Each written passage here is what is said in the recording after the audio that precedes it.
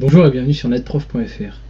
Aujourd'hui, nous allons étudier les bases du dessin technique, axé mécanique, afin que vous ayez les connaissances principales dans la lecture de plans. Ce cours, évidemment, ne se veut pas exhaustif. Qu'est-ce que le dessin technique? Eh bien, le dessin technique, ou aussi appelé dessin industriel, est un langage figuratif pour la représentation, la communication technique, la conception et l'analyse systématique. Il est utilisé principalement dans des domaines comme les génies mécaniques, dans les bureaux d'études et les bureaux de méthode, et dans les génies civils comme l'architecture. Première partie, les différents types de dessins. Donc, premier dessin, le schéma de mise en situation. Le schéma de situation est utilisé pour mettre un système étudié en évidence dans son environnement. Donc le premier type de dessin, pas souvent utilisé, mais qui permet de voir globalement un objet dans sa situation. Deuxième type de dessin, le schéma technologique. Le schéma technologique est une représentation simplifiée d'un système. Il permet plus facilement de comprendre son fonctionnement. Donc c'est utilisé beaucoup dans les études d'assemblage afin de lire très facilement les mouvements. Troisième type de dessin, le dessin d'ensemble. Le dessin d'ensemble représente exactement la réalité. Il peut être utilisé pour comprendre le fonctionnement et monter l'ensemble. Donc là on est dans le cadre d'un assemblage de plusieurs pièces. Et enfin, un dernier type de dessin est le plus utilisé, le dessin de définition. Donc le dessin de définition est la représentation d'une seule pièce. Elle est entièrement cotée pour permettre sa fabrication. Donc c'est le dessin principal en mécanique. Donc deuxième grande partie, le cartouche et la nomenclature. Donc il est utilisé pour enseigner toutes les informations utiles à la lecture. Donc la première partie, la nomenclature, où l'on voit toutes les pièces du système avec leurs références et leurs nombres, leur matière et les indications possibles. Et deuxième partie de le cartouche, où on a les informations principales sur la pièce, des informations sur l'entreprise ou l'établissement éditeur, le nom de la pièce, le dessinateur, l'échelle utilisée, la norme et le format. Donc généralement il est placé en bas de la page.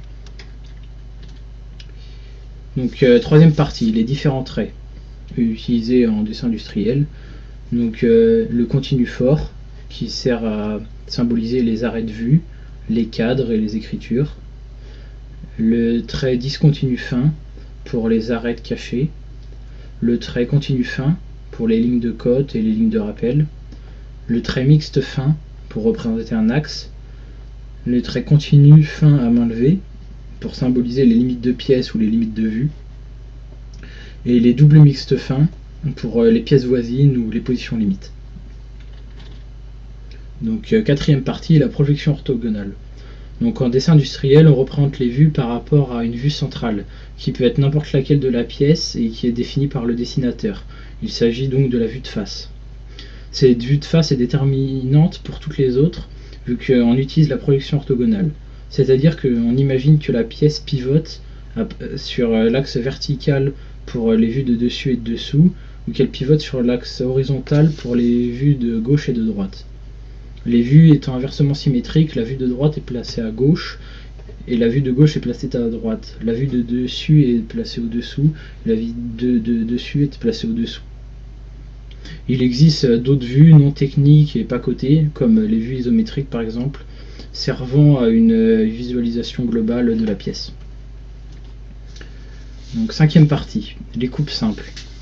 Les coupes simples permettent d'améliorer la lisibilité du dessin en remplaçant les arêtes cachées des pièces creuses par des arrêts de vue.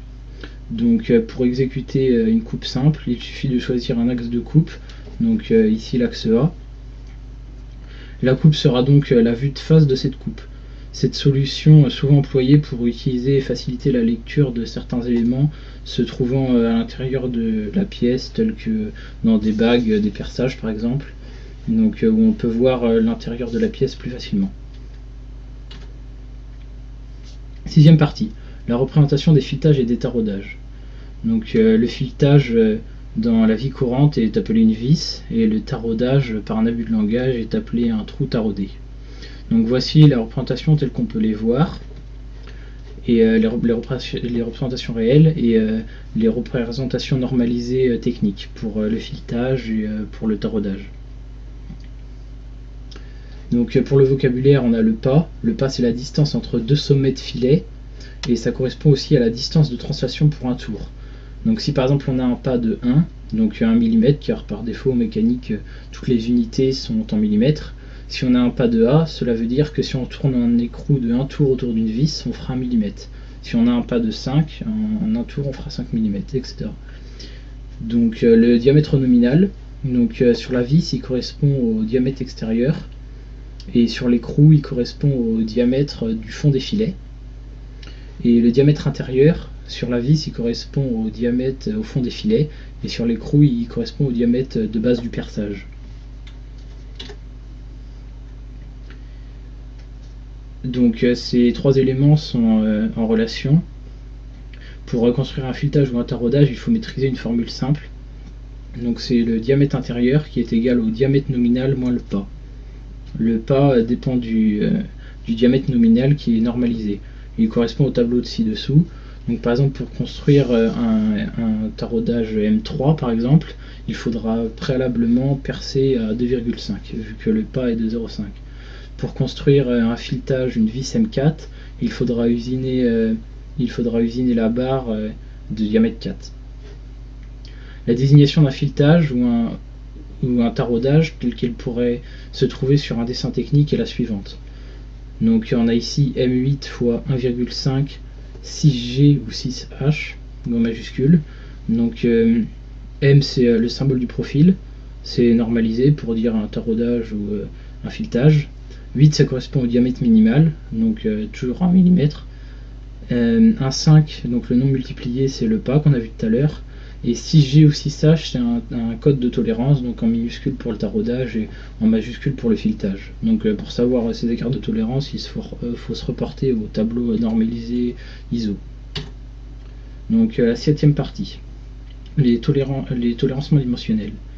Puisque dans notre monde rien n'est parfait, chaque cote en dessin technique est tolérancée. Donc une cote peut par exemple être 25, 17 ou diamètre 4, etc. Et les tolérances sont par exemple plus ou moins 0,05, plus 0,07, moins 0,04. Elles peuvent être 25H7, 40G6. Donc pour un calcul, pour les cotes maxi, on prend la cote nominale plus l'écart supérieur. Donc si par exemple on a une cote de 25 plus 0,07 moins 0,04, pour savoir la cote maxi, on additionnera la cote à l'écart maximum. Donc 25 plus 0,07, ce qui nous donne 25,07. Pour la cote mini, c'est la même chose, on additionne l'écart inférieur. Donc si on a 25 plus 0,07 moins 0,04, on additionnera l'écart inférieur de 0,04, ce qui nous donne 24,96. Donc pour la construction de cette cote, on devra se placer entre 25,07 et 24,96 pour respecter l'écart de tolérance. Donc pour l'intervalle de tolérance, IT, il se fait par la cote maxime ou la cote mini.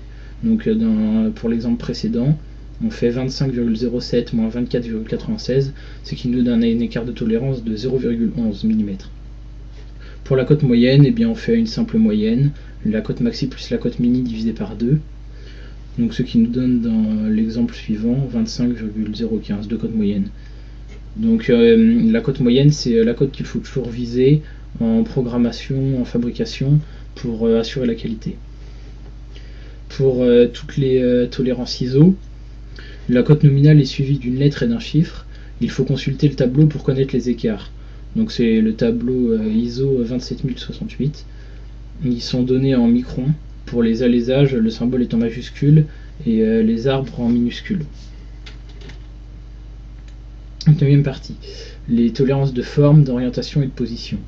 Donc je vous ai mis ici les principales tolérances géométriques de base qu'on peut retrouver sur des plans. Donc je les ai pas toutes mis, mais c'est celles qui reviennent le plus souvent. Donc pour une planéité, donc la surface de la pièce doit rester entre deux plans parallèles distants de 0,02. Donc cela sur la pièce, le dessinateur nous impose une planéité de 0,02. Donc ça veut dire concrètement que le plan tolérancé ici devrait être compris entre deux plans maximum de 0,02 pour que la cote soit valide. Donc son symbole est le suivant. Pour la circularité, donc sur des surfaces cylindriques, Le profil de chaque section droit doit être compris entre deux cercles concentriques dont les rayons diffèrent de 0,05. Donc le symbole est le suivant. Et donc ici, sur ce cylindre tolérance d'une circularité, ça voudrait dire que le cylindre fabriqué devrait être compris entre un cylindre maximum et un cylindre minimum distant de 0,05. Donc voilà pour la circularité. Pour la cylindricité, c'est un peu différent. Là, au lieu que la tolérance soit comprise entre deux cercles, il est compris entre deux cylindres. Donc ils doivent être coaxiaux et les rayons dans l'exemple suivant doivent différer de 0,08. Donc ici on a un cylindre qui est tolérancé d'une cylindricité. Donc sur tout le long, la surface usinée devrait être comprise entre deux cylindres de 0,08 avec le symbole suivant pour que la pièce soit exacte. Donc voilà pour les tolérances de forme. Pour les tolérances d'orientation, donc ici un parallélisme qui est la surface qui doit rester entre deux plans distants de 0,2 et parallèle à la surface de référence. Donc le symbole bien connu de parallélisme. Donc ici la pièce suivante doit être parallèle de 0,2 par rapport à la surface A. Donc la surface A elle est indiquée ici. Donc c'est-à-dire que cette surface ne devra pas différer du plan A de 0,2 mm. Pour une perpendicularité, donc ce sont des tolérances classiques, la surface supérieure doit rester entre deux plans parallèles distants de 0,05 et perpendiculaire à la surface de référence A. Donc avec le symbole suivant. Donc on voit un équerre ici, où la surface nommée doit être perpendiculaire de 0,05 par rapport à A. Donc ces plans ne doivent pas différer de cet écart de tolérance. Pour la concentricité, ou aussi appelée coaxialité, l'axe du cylindre 14 doit être contenu dans une zone cylindrique d'un diamètre de 0,3, dont l'axe est celui du cylindre de diamètre 30. Donc avec le symbole suivant. Donc l'axe côté ici, sur cette pièce cylindrique, la surface de référence d'un cylindre est toujours un axe. Donc l'axe de ce cylindre-là doit être compris dans un cylindre par rapport à la surface A ici, de 0,03. Donc ces deux axes doivent être similaires à 0,03 de diamètre.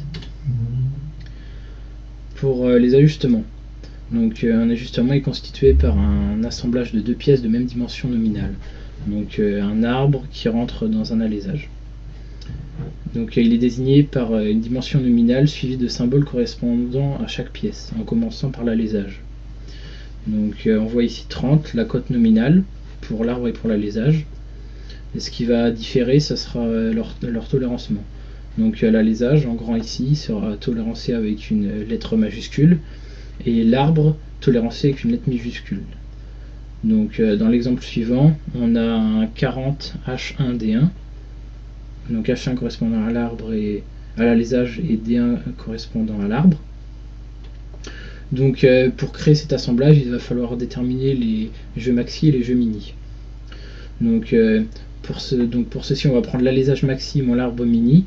Donc l'alésage maxi, la cote maximale de l'alésage avec la tolérance maximale, et la tolérance de l'arbre avec l'écart de tolérance minimale. Et inversement pour l'alésage, le plus petit alésage avec le plus grand arbre possible déterminé par le tolérancement. Donc ce qui nous donne dans l'exemple suivant 40,16 moins 39,76, donc 0,4, et en jeu mini 40 moins 39,92, ce qui nous donne 0,08.